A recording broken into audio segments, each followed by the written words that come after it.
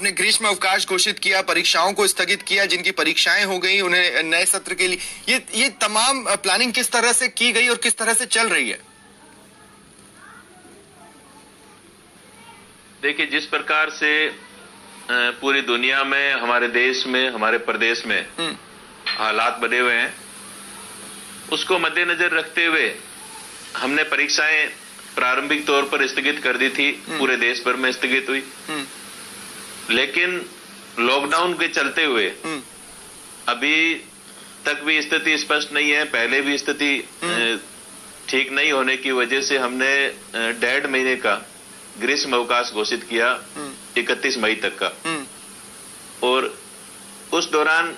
हमने ये प्रयास किया कि हम हमारे जो विद्यार्थी हैं जिनके एग्जाम नहीं हुए हैं, उन विद्यार्थियों को हमारे शिक्षकों के द्वारा ऑनलाइन उनको जोड़ करके व्हाट्सएप, फेसबुक ग्रुप बना करके, ई कंटेंट बना करके हमने पूरा प्रयास किया कि विद्यार्थी लॉकडाउन के दौरान अपने घर पे रहते हुए भी अपने शिक्षकों का मार्गदर्शन प्राप्त कर सके, अपने परीक्षाओं की तैयारी के लिए पूरा सहयोग ले सके। तो निश्चित रूप से जैसे ही सामान्य परिस्थितियां होगी तो आगे का भी हमने एक कार्यक्रम बनाया है और हमारा पूरा प्रयास रहेगा। हालांकि हमने राजस्थान में हमारे 3 जो बड़े विश्वविद्यालय हैं उनके कुलपतियों की एक कमेटी बनाई और उस कमेटी ने जो सुझाव दिए उन सुझावों के अनुसार हमने कई आगामी एक कार्य योजना बनाई है। उसमें हमने जून में हमारा प्रयास रहेगा कि हम जून में स्थितियां ठीक रहती है तो हम परीक्षाएं जो हमारे फाइनल ईयर हैं, यूजी और पीजी के फाइनल ईयर के स्टूडेंट्स हैं, उनकी परीक्षाएं आयोजित करवा सकें।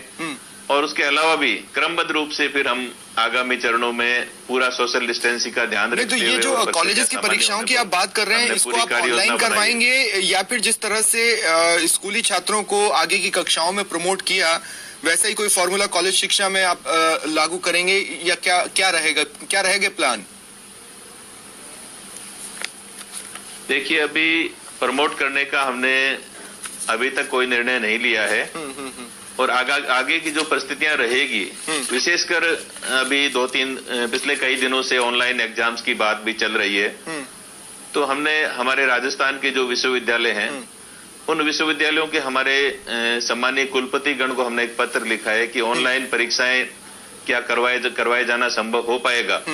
तो उस संबंध में जैसे ही हमारा 3-4 दिन बाद हमारे पास जैसे ही रिपोर्ट आएगी तो उसके आधार पर हम निर्णय भी कराएंगे कि ऑनलाइन परीक्षाएं कराने की स्थिति, क्योंकि हमारा राजस्थान भौगोलिक दृष्टि से काफी विस्तृत प्रदेश है, यहाँ गांव के विद्यार्थी भी पढ़ते हैं। तो उन तमाम चीजों का अध्ययन करने के बाद तमाम